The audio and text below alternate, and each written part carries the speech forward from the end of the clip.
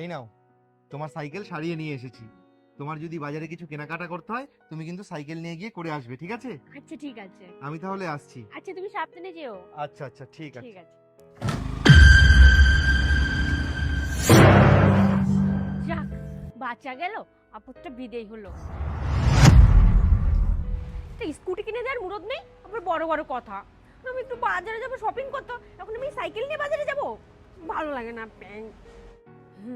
আমি বরঞ্চ এক কাজ করি, আমি পিন্টুকে কল করি, ও সুপার বাইকটা নিয়ে আসবে, তারপরে দুজন মিলে একসঙ্গে গাড়িতে করে শপিং করতে যাব। হ্যাঁ। হ্যালো বেবি, আজ না হয় বাইক থাক, 4 চাকা নিয়ে যাই। হ্যাঁ, ঘরটা তো গুছিয়েই রেখেছি আগের থেকে, বিছনাটা সুন্দর করে গুছিয়ে রাখি, এক্ষুনি তো পিন্টু চলে আসবে।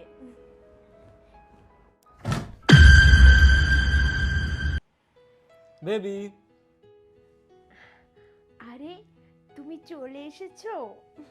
আরে তোমার জন্য ওয়েট করে আছি, এসো।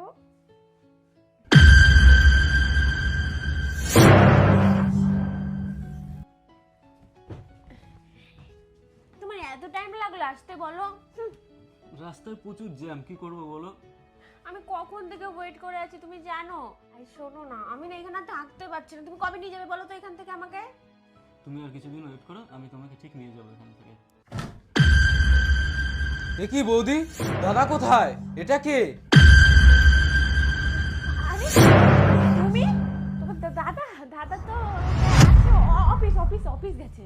হ্যাঁ, এটা তো আমার, এটা বন্ধু বন্ধু বন্ধু। ও আচ্ছা, ঠিক আছে ঠিক আছে বৌদি, আজকে এই বিষয়টা দাদাকে বলতেই হবে। হ্যালো দাদা, তুই কোথায়? দাদা, বৌদিকে দেখলাম অন্য একটা ছেলের সাথে ঘরে গল্প করছে। হ্যাঁ, কি বলছিস সুজিত তুই এগুলো? না না, এটা হতে পারে না। এই তো আমি একটু আগে অফিসে আসার সময় ওর সাথে তো কথা বলে আসলাম।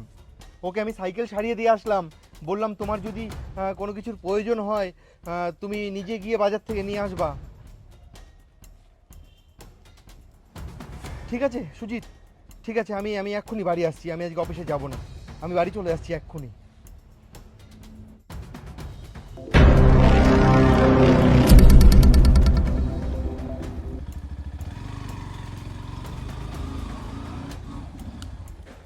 সুজিত, তুই ঠিক বলছিস? হ্যাঁ দাদা, চল তুই নিজে যেয়ে দেখবি। ঠিক আছে, চল দেখছি।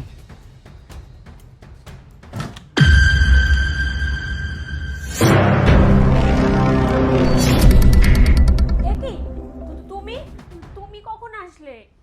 হ্যাঁ আমি তুমি অফিস যাওনি? আমি অফিস গিয়েছিলাম। আজকে ভাই যদি আমাকে ফোন করে এগুলো না বলতো তাহলে তো আমি এই সমস্ত বিষয়ে কিছু জানতেই পারতাম না। আরে না না, তুমি ভুল বুঝছো, এটা এটা তোমার বন্ধু হয়। ব্যাস, অনেক হয়েছে। ওটা তোমার বন্ধু হয় বলো? হ্যাঁ, আর আমি আজকে বাড়িতে নেই, আমি অফিসে চলে গেছি, আর সেই ফাঁকে তোমার বন্ধু তোমার বিছানায় চলে এসেছে বলো? তুমি আমাকে বলতে পারতে যে তুমি আমার প্রতি সন্তুষ্ট না, তুমি আমার সাথে খুশি না। আরে তুমি যদি আমাকে একবার বলতে যে তুমি অন্য কাউকে ভালোবাসো, জানো তো আমি নিজে তোমাদের 4 হাত এক করে দিতাম। কিন্তু আজকে তুমি যেটা করেছো এটা তুমি অনেক বড় একটা অন্যায় করেছো, তুমি আমার সাথে প্রতারণা করেছো। আমি বাড়িতে না থাকায় তুমি অন্য মানুষকে ঘরে ঢুকিয়েছো। না, তুমি এরকম বলো না প্লিজ, আমার ভুল হয়ে গেছে, আমাকে তুমি ক্ষমা করে দাও।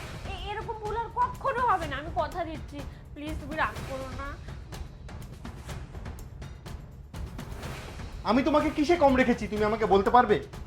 হ্যাঁ, এই তো দুদিন পরেই আমার স্যালারি ঢুকতো, আমি তো তোমাকে বলেছিলাম আমার স্যালারি ঢুকলেই তোমাকে আমি একটা নতুন স্কুটি কিনে দেবো, আর তুমি কিনা।